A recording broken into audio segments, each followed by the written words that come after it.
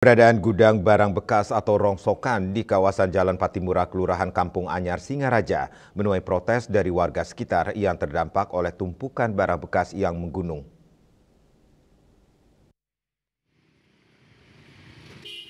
Gudang rongsokan yang berada di Jalan Patimura, Kelurahan Kampung Anyar dan berbatasan dengan Kelurahan Bugis ini sebelumnya telah banyak menuai protes dari warga sekitar, bahkan sempat ditertibkan. Namun beberapa tahun terakhir gunungan barang bekas semakin tinggi dan melewati tembok pembatas gudang bahkan meluber hingga ke jalan di depan dan di pinggir gudang.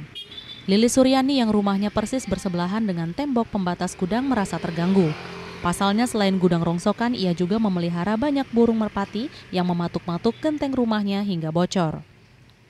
Di tempat viral karena diangkat oleh anggota dewan dari Partai Hanura. Nah, karena diekspos itu, karena dieksposnya karena sudah ada protes dari warga, mungkin ya lewat RT dulu, RW, kelurahan seperti itu. Akhirnya mungkin karena tidak ada reaksi atau bagaimana, akhirnya. Lebih lanjut, ia menyampaikan kekhawatirannya saat musim hujan akan nyamuk DBD hingga longsoran dari gunungan barang bekas tersebut. Sementara Nur Katia berharap pemilik gudang bisa mengatur waktu pengoperasian gudang tersebut sehingga lingkungan bisa bersih, tertib dan tidak membahayakan warga sekitar.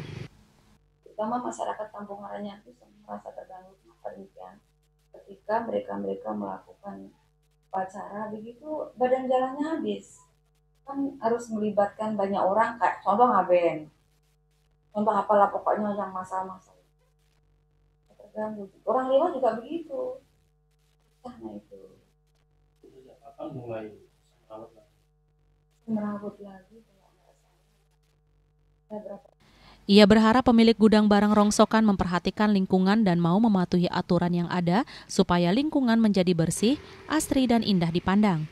Kedepan jika protes tersebut tidak dipindah, pihaknya akan mengambil langkah lebih lanjut seperti mengadu pada pihak terkait. Yasri Yuli, Bali TV.